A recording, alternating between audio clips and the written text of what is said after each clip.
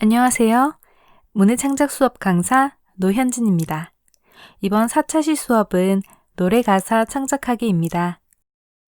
이번 4차 시 수업의 학습 목표는 작사란 무엇인가에 대해 알아보자. 직접 노래 가사를 창작해 봅시다. 학습 내용은 작사란 무엇인가? 4권의 책을 통해 작사가 및 작사에 대해 알아보기. 직접 노래 가사를 창작해보고 노래 불러보기입니다. 이번 차시 학습 자료입니다. 1. 음절에 맞춰서 문장 끊기. 2. 소리 내어 읽으면서 수정하기. 그리고 동그라미들. 이 동그라미들이 무엇을 뜻하는지는 수업을 통해 알게 될 거예요. 1. 작사란 무엇인가? 작사의 정의를 한번 봅시다. 표준국어 대사전, 노랫말을 지음. 고려대 한국어 대사전, 노래의 가사를 지음. 그럼 작사가의 정의를 볼까요? 고려대 한국어 대사전, 전문적으로 노래 가사를 짓는 일에 종사하는 사람. 우리가 다 알고 있는 거예요. 그죠? 그래서 오늘은 이 작사와 작사가가 어떻게 노래 가사를 쓰는지에 대해서 먼저 알아볼 거예요. 대중가요 작사, 작사가의 노트, 김이나의 작사법, 작사노트 이렇게 4권의 책을 통해서 알아보려 합니다. 이 4분이 작사 작업을 하는 방법이나 순서가 다 같지는 않을 거예요. 그래서 4권의 책에서 우리가 궁금한 점, 알고 싶은 점, 그런 점을 찾아서 알아볼까 합니다. 우리가 잘 모르니까 알아보려는 거지, 외우거나 다 이해하려고 하지 않아도 괜찮아요. 그냥 이렇구나, 그렇게 하는 거구나 정도만 알면 충분합니다. 2. 4권의 책을 통해서 알아보는 작사의 세계. 2-1. 직업으로서의 작사가. 작사가의 노트. 작사가는 글을 쓰는 사람인 건 맞지만 멜로디 위에 글을 쓰는 사람이다. 읽히는 글이라기보다는 불리고 들리는 글을 쓴다. 좀 더 엄밀히 말하면 노래를 빛낼 수 있는 글을 써야 하는 사람이다. 물론 글로도 훌륭해야겠지만 작사가가 한 편의 가사를 완성하기 위해서 고려해야 할 것은 그 밖에도 매우 다양하다. 예컨대 제작사 혹은 프로듀서의 기획 의도나 작곡가가 만든 멜로디와의 조화, 그 노래를 부를 가수가 가지고 있는 이미지나 목소리와의 밸런스 등 말이다. 게다가 상업 작사가는 대중가요라는 커다란 시스템 안에서 중요한 파트를 담당하고 있는 시스템의 일원이기도 하다. 창작자의 임무를 수행하는 건 분명하나 화가나 시인 같은 완전한 의미의 순수 창작자는 아니다. 상업 작사가를 한국의 음악이나 하나의 앨범이 기획되고 완성되기까지의 일련의 과정과 시스템 안에 속해 있으며 그렇기 때문에 대중음악 산업 전반에 대한 어느 정도의 관심과 이해가 필요하기도 하다. 작곡가와 가수, 프로듀서와 제작사 사이에서 끊임없이 의도를 파악하고 의견을 교환하는 일이 글을 잘 쓰는 것만큼이나 중요하기 때문이다. 네, 글을 쓰는 사람이지만 멜로디 위에 글을 쓰는 사람이라고 했어요. 노래를 빛날 수 있는 글을 써야 한대요.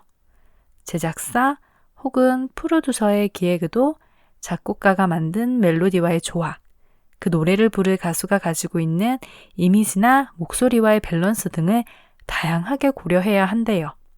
그리고 작사가는 우리가 생각하는 다른 예술가들처럼 혼자서 작업을 하는 것은 아닌가 봐요. 작곡가와 가수, 프로듀서와 제작사 사이에서 끊임없이 그 의도를 파악하고 의견을 교환해야 한다고 하네요. 협업을 하는 거죠. 저는 이 점이 정말 신기했어요. 그럼 작사를 할 때 알아야 하는 것들은 무엇이 있을까요? 박채원의 대중가요 작사란 책을 통해서 알아볼게요. 좋은 글이 꼭 좋은 가사는 아니다. 가사란 눈으로만 보는 글이 아니라 멜로디에 붙여 부르는 것이므로 읽어서 좋은 글이 꼭 좋은 것만은 아니다. 읽을 때는 좋은 글이 막상 입으로 불러보았을 때는 어간이나 발음에서 느낌이 안 좋은 부분이 많기 때문이다. 작사가도 음악을 알아야 한다. 좋은 글이 꼭 좋은 가사는 아니다. 왜냐하면 가사는 말 그대로 노랫말이기 때문이다. 그러므로 음악에 대해서도 잘 알고 있어야 좋은 가사를 쓸 수 있다. 읽어서 좋은 글이 꼭 좋은 글이 아니래요. 왜일까요? 가사는 멜로디에 붙여 부르는 것이기 때문이에요. 그래서 글만 잘 써서도 안 된대요. 그리고 음악에 대해서도 잘 알아야 한대요. 정말 그럴까요? 노래하는 작사가가 되어야 한다. 나는 늘 가사를 쓰면서 입으로 직접 따라 불러본다. 다 완성한 이후에도 작곡가가 보내준 가이드나 반주에 맞추어서 처음부터 쭉 불러본다. 그러면 글로만 봤을 때와는 다르게 고쳐야 할 부분이 생기게 마련이다. 내용상으로는 무리가 없지만 막상 노래를 불러보았을 때 지나치게 어색하다든지 발음이 너무 세어서 욕처럼 들린다든지 연결 부분이 매끄럽게 불리지 않고 뚝뚝 끊기는 느낌이 난다면 즉시 수정을 해야 한다. 가사는 귀에 꽂혀야 한다. 가사는 한번 읽고 나서 책꽂이에 얌전히 꽂아두는 책 속의 글이 아니라 많은 사람에게 불려지고 사랑을 받을 때 더 빛이 나는 노랫말이다. 노래를 불러보았을 때 어색하다든지 발음이 세다든지 연결 부분이 매끄럽지 않거나 끊기면 안 된대요. 그래서 읽는 글이랑은 달라요. 노래는 사람들이 들어야 하고 불러주어야만 그 노래로서의 의미가 있잖아요. 작사는 시간과의 싸움이다. 그 중에서 가사 작업에는 많은 시간을 할애하지 않는 게 대부분이므로 완성된 가사를 빨리 보내주길 원한다. 많으면 일주일 정도의 시간을 주고 급한 작업일 경우 하루나 이틀 혹은 몇 시간 안에 가사를 써달라고 의뢰받는 경우도 있다. 수정과 퇴짜에 적응할 수 있어야 한다. 소설이나 시는 작가가 충분히 시간을 들여서 생각하고 쓰고 고치고 그러고 난 후에 세상에 나와요. 하지만 작사가는 정해진 시간 안에 그 가사를 반드시 완성을 해야 해요.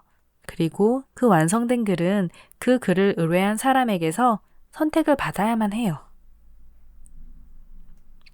작사가는 짧은 영화의 감독과 마찬가지다. 주제를 고르고 전개 방식을 구상하고 스토리를 만들어야 한다는 점에서 그렇다.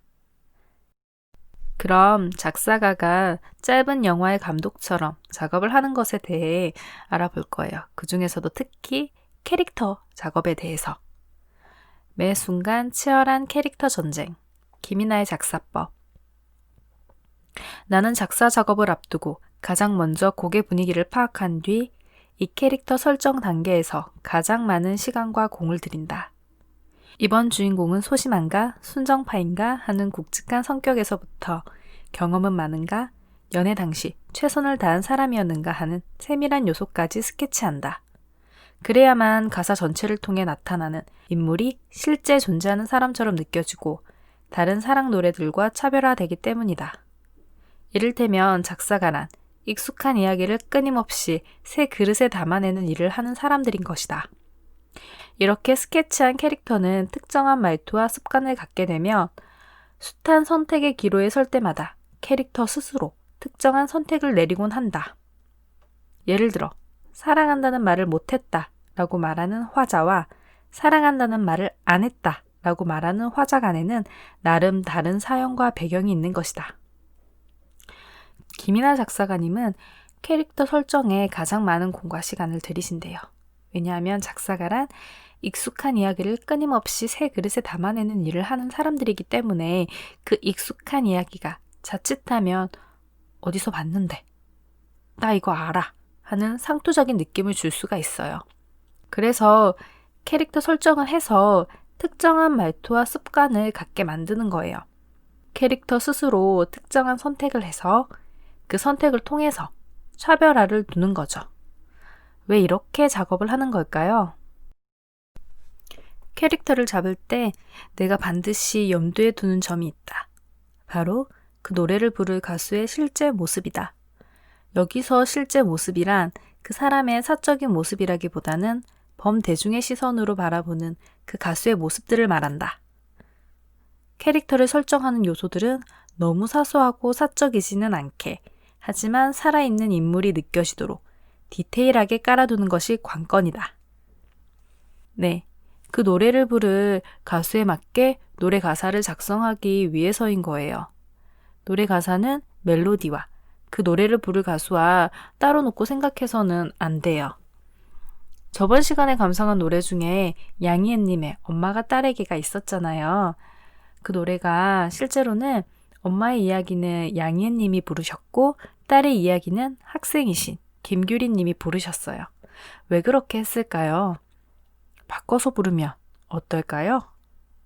수업 중에 이 노래를 들을 수가 없었는데 한번 찾아서 들어보시면 아실 거예요. 엄마의 말은 엄마의 이미지와 엄마의 목소리를 가진 양희은 님이, 딸의 말은 학생이신 어리고 딸 같은 김규리 님이 노래를 불렀을 때에 이 노래를 가장 잘 살릴 수 있었기 때문이에요.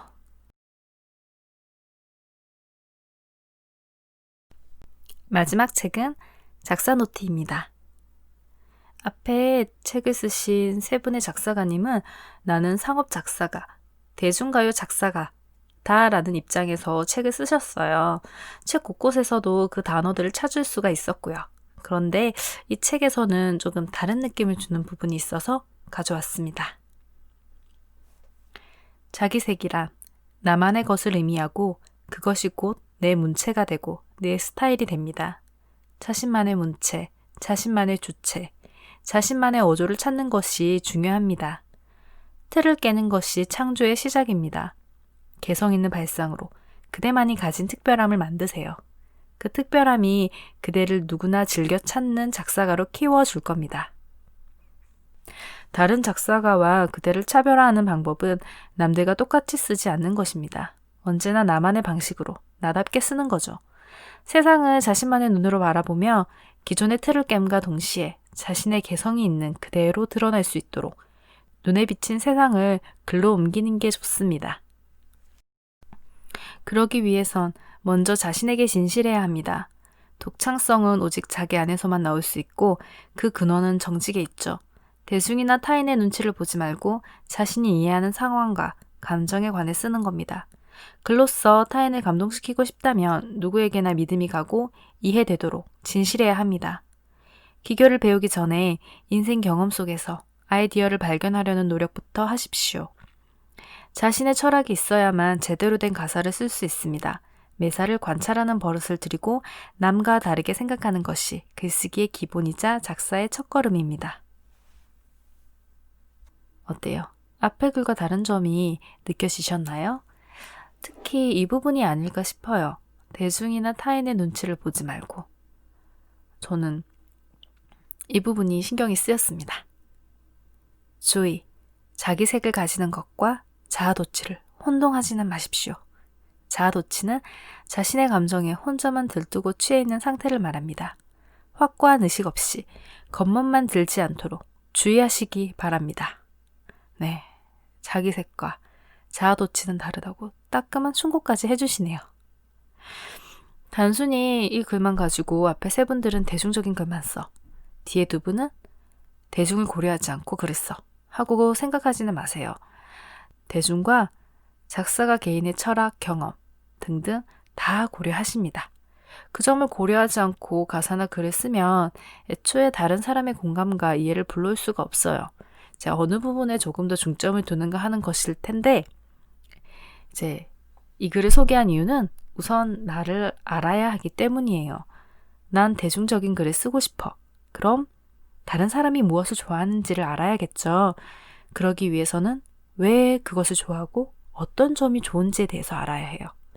그것을 알기 위해서는 나도 같이 그것을 경험하면서 그 이유를 찾아야 해요. 난 예술을 할 거야. 내가 느끼는 것을 예술적으로 표현을 할 거야.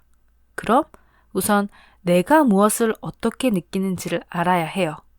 사람은 혼자서 살 수가 없어요. 같이 살아가는 사람들 속에서의 내가 어떻게 느끼는 거, 내가 느낀 것을 어떻게 표현할 것인지 그걸 찾아야 하죠. 그래서 어느 쪽을 선택하든 나와 내가 아닌 다른 사람들에 대해서 생각을 하고 관찰을 해야 해요. 그래서 제가 이거를 가지고 온 게 앞으로는 좀 더 창작에 집중을 할 건데 나는 어느 쪽을 선택을 할지에 대해서 한 번 정도는 생각을 해보셨으면 해서 이 글을 가지고 왔습니다. 자, 그럼 이제 어떻게 작사를 하는지를 알아볼 텐데요. 작사 노트, 그 책의 목차를 통해서 살짝만 알아보기로 해요. 준비 운동. 우선 의뢰인에게 주문을 받아요. 그리고 요즘 대세인 트렌드를 확인하고 노트에 글을 쓸지, 타이핑을 할지, 노트에 글을 써서 타이핑으로 옮길지 등 자신만의 방식으로 가사를 써요. 그러기 위해서는 순발력과 책임감이 필요해요. 실전. 곡의 분위기를 파악하고 콘셉트를 정하고 곡의 구성을 확인하고 멜로디를 따고 닮은 꼴의 멜로디가 있는지를 확인하고 비하인드 스토리를 만들고 라임이나 발음, 멜로디의 강약과 그루브를 파악합니다. 다듬기. 일관성을 유지하면서 글을 써야겠죠? 짧고 굵게 쓰기. 기승전결에 맞게 쓰기. 단어를 골라서 배치하고 클라이맥스를 확인해야겠죠?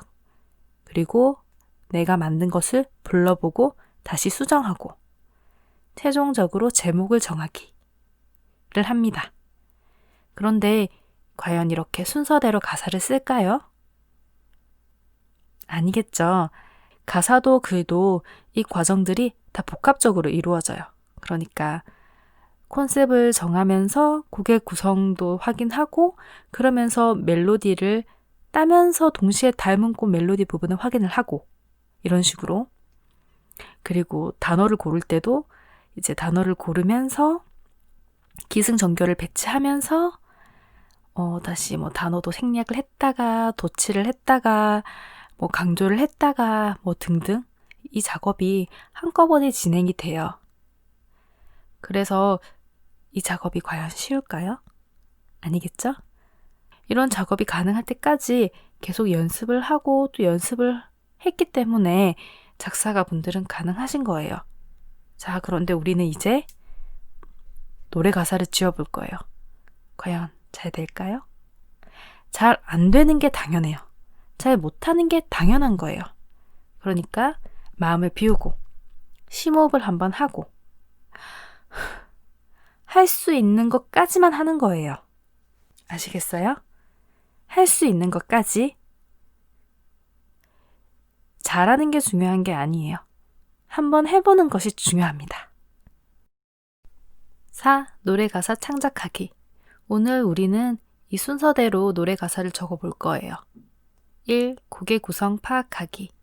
2. 멜로디 따기. 음절수 추정하기나 음절 나누기로도 불러요. 3. 비하인드 스토리 만들기. 여기까지는 저와 같이 살펴볼 거고요. 여러분들이 하실 건 4. 음절에 맞춰서 문장 끊기. 5. 소리내어 읽으면서 수정하기. 6. 제목 정하기. 7. 노래 부르기. 이 부분을 할 거예요. 심호흡을 한 번 더 하고 시작할게요. 1. 곡의 구성 파악하기. 오늘 우리는 아기염소라는 곡에 맞춰서 노래 가사를 만들 거예요. 속을 한번 불러볼까요?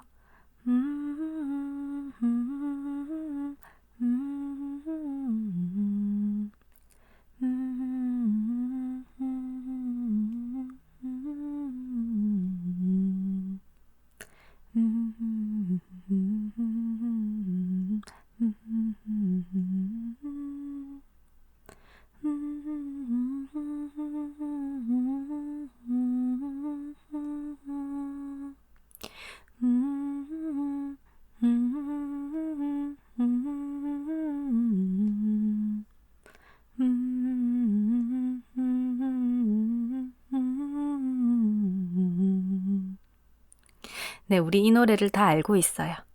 그렇죠? 곡의 구조를 파악해 볼게요.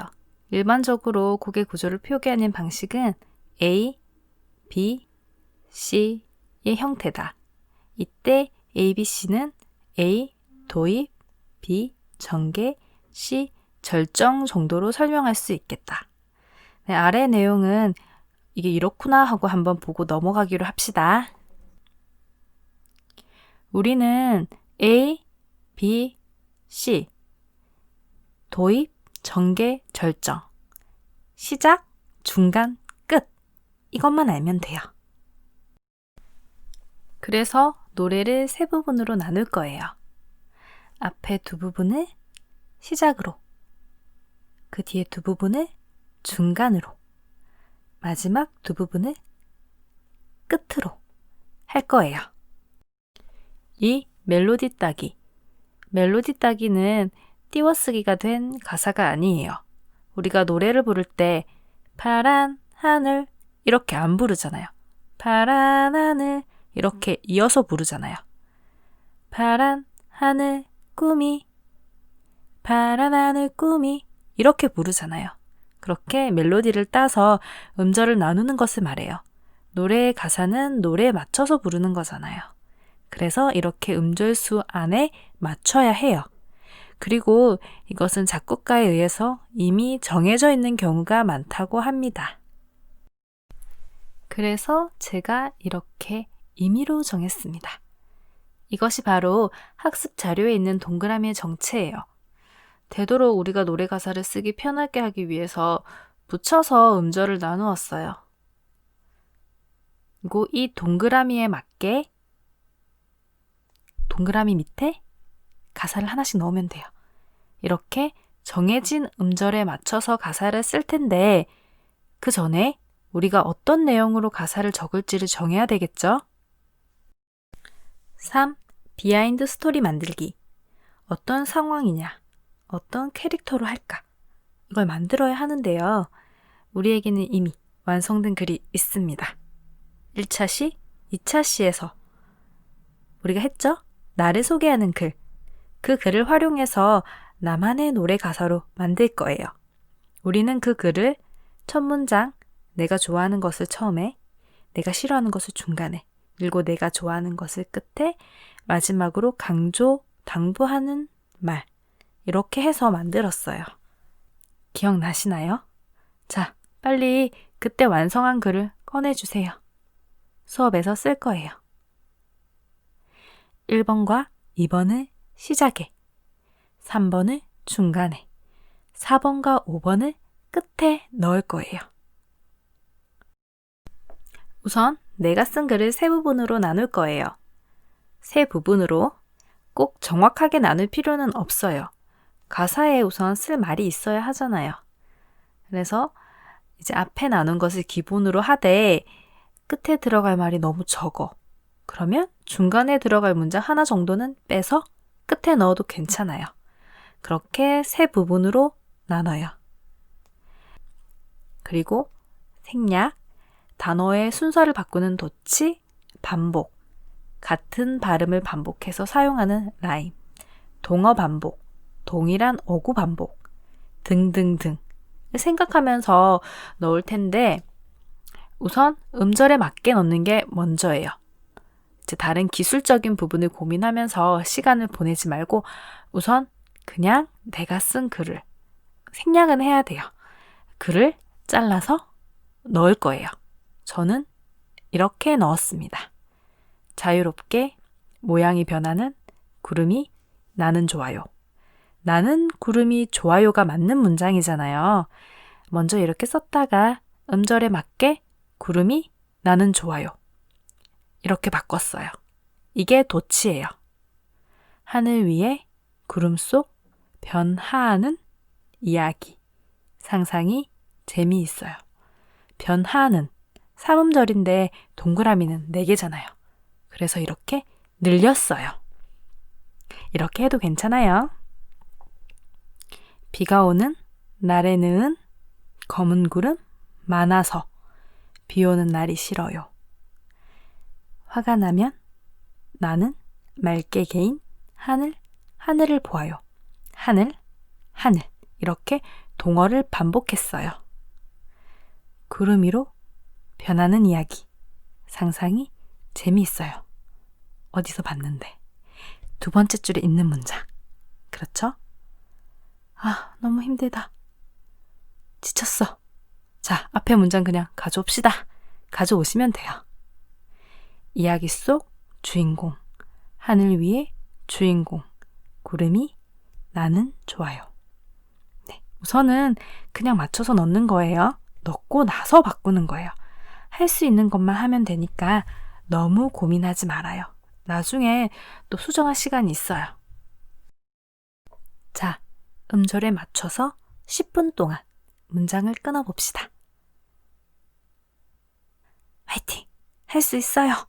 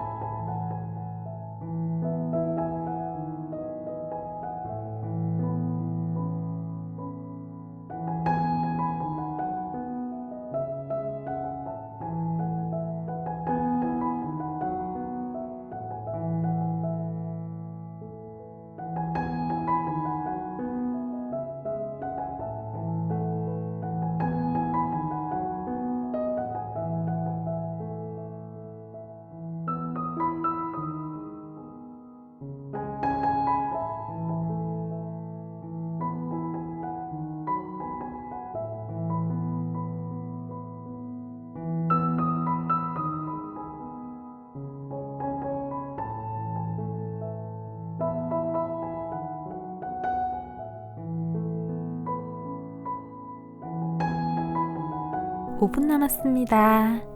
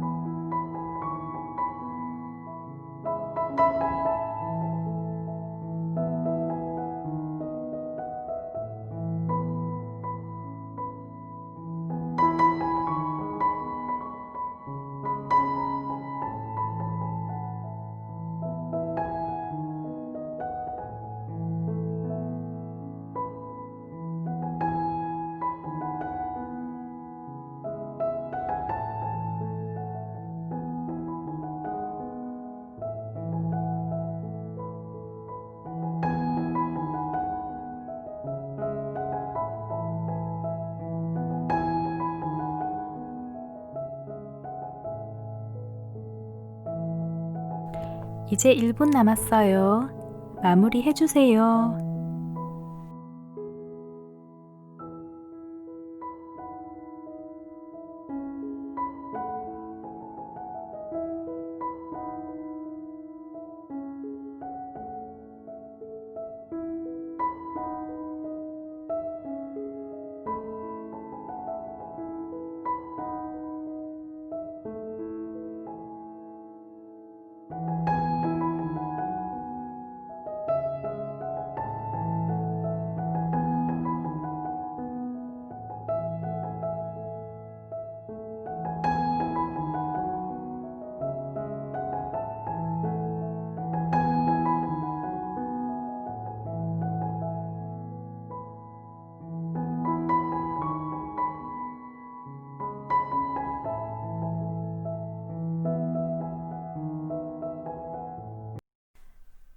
어땠어요?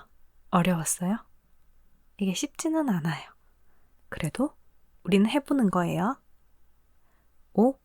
소리 내어 읽으면서 수정하기를 하기 전에 수정을 잘하기 위해서 가장 많이 사용한 단어 혹은 내가 이 노래에서 표현하고 싶은 제일 좋아하는 단어 그런 단어들을 골라주세요. 그리고 그것을 기준으로 삼고 수정을 할 거예요. 저는 구름, 이야기, 하늘, 상상 이런 단어를 계속 사용했더라고요. 그래서 이 네 단어를 기준으로 두고 어떤 하나의 이미지, 그림을 만들었어요. 하늘의 구름을 보면서 이야기를 상상하는 이미지. 딱 이 그림 하나를 정해두고 거기에 맞춰서 수정을 할 텐데 이번에 수정을 할 때는 노래 가사는 멜로디가 중요하다고 했잖아요. 그죠? 아기 염소 노래를 입으로 소리내어 불러가면서 그 발음이 노래와 잘 어울리는지 생각을 하면서 글을 고칠 거예요. 소리내어 읽으면서 수정을 해봅시다. 10분 동안 힘을 내서 해봐요. 시작!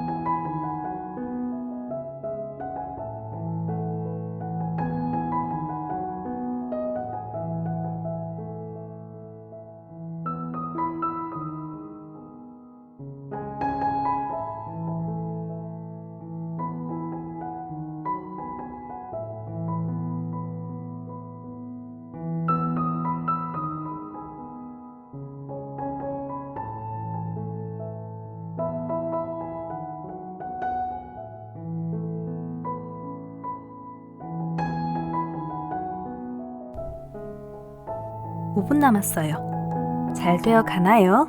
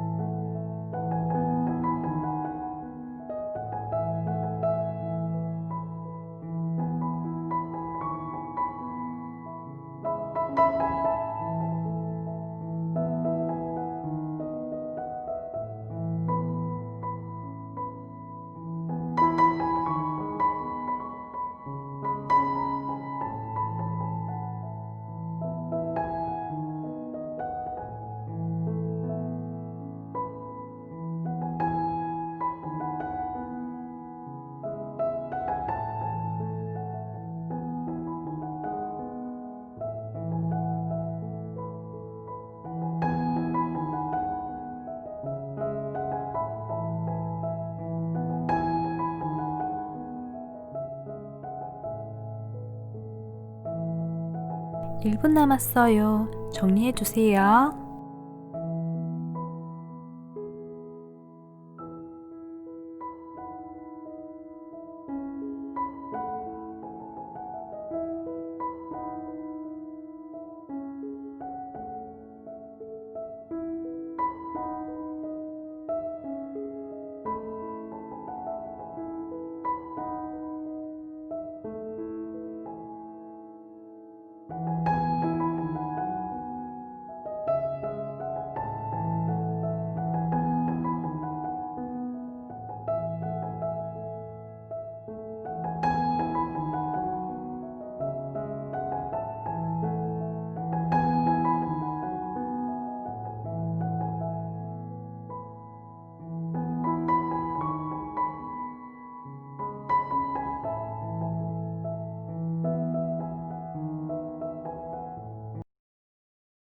6. 제목 정하기. 이제 마지막입니다. 제목만 정하면 되는 거예요. 제목은 아까 우리가 이미지, 그림 하나를 정했잖아요.